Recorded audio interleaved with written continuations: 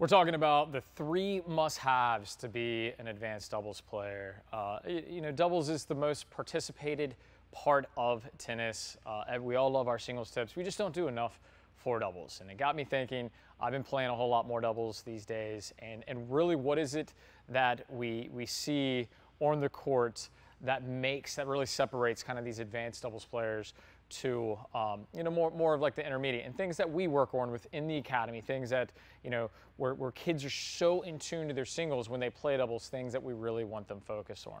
And number 1 has everything to do with the serve. The serve and return are the 2 most important parts of doubles, right? You've got to keep this mindset that you've got to make first serves and you need to put 1 ball back into play. That's not even the tip. I'm just giving you a heads up. Like that has got to be the mindset going to doubles. First serves and put returns back into play. But number 1 is actually the position of your serve. And it's going to be the tee or slightly body, right? The tee serve is super advantageous on both sides. And I know what you might be thinking, well, what if you have a righty that's sitting over on the ad court waiting on their forehand? Don't you just want to serve to their weaker side? You can, but as the game develops, backhands they're rarely missed cross court. They don't have any problem getting it away from the net player because of the angle of serving them out wide.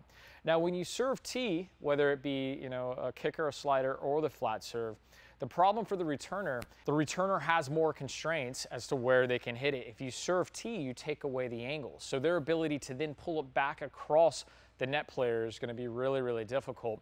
So instead, what they have to do is play either at the net player, through the middle, or find the inside of the ball and find an angle that a lot of times will go short back to the server. This is super advantageous. Now, on the deuce court, it's really obvious, right? You're hitting to their backhand, typically the weaker side, and for them to pull the ball back across their body and even try to pass the net player is really, really difficult to do.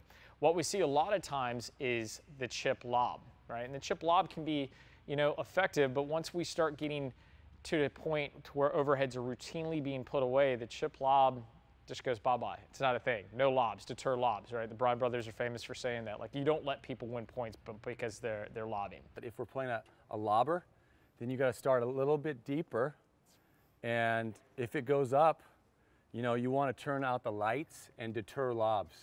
All right. Now, I mentioned the body serve. The body serve has equal value because of for the same reason. You're keeping them jammed up. You're taking away their angle. You're getting your partner, your net player, involved, and that's the name of doubles. It's a 1-2 punch. Serve, get your volleyer to put away the volley, or set up the ball to put away the next ball. All right. Number 2 is learning to dip the ball, hitting the dipper, the big top spin dipper. Now, this can be return a serve. This is extremely important if you're playing a team that's serving and volleying. The problem is that if you can't dip the ball, you can't get the ball up and down to where you're finding the opposing net rusher's feet. That's typically the server or the person hitting the approach shot. You're having to play the ball up, and it doesn't really matter how big you hit. If you hit the ball flat and you're catching someone's racket, head high, they're going to hit an effective volley. What you've got to do is find their feet and force them to play up. And by doing so, you put your partner, your net player, into the play. They can then poach.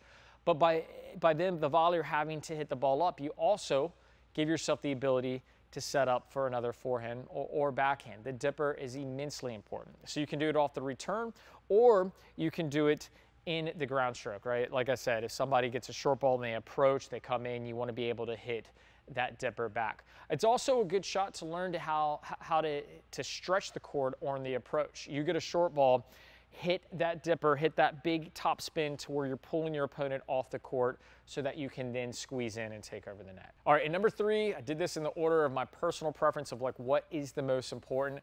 Number 3 is learning to hit an effective transition volley. It's a lost art. You gotta have it, right? The ability to volley anywhere in the court is super effective in doubles. The best teams in the world happen to have the best footwork in no man's land and behind the service line working through these transition volleys. Hitting put away volleys just hanging on top of the net is the easiest thing to do. Everybody can do that relatively well. But it's when you're able to move in behind your serve or move in behind a good shot and take a ball transition while moving in, you just put your opponents under so much duress. You're winning the battle of position. You're constantly in checkmate. You've got 2 players up, while they're staggered, and this is how you win doubles. So if there's one thing to really focus on, it's about learning to hit transition volleys. All right, so that's it. Those are my 3 big ones, right? Hitting serves to the tee or body, making sure that you learn to dip the ball, hit the big tipper, top spin, and number 3, transition volley. And remember how I started the video, of utmost importance is you've got to make first serves and you've got to put returns back in place. So if you're out there trying to crush flat serves and you're only putting 3 out of 10 in, but those 3 are aces, no one cares. Hit your kicker, hit your slider. The serve 1-2 punch is way, way more important.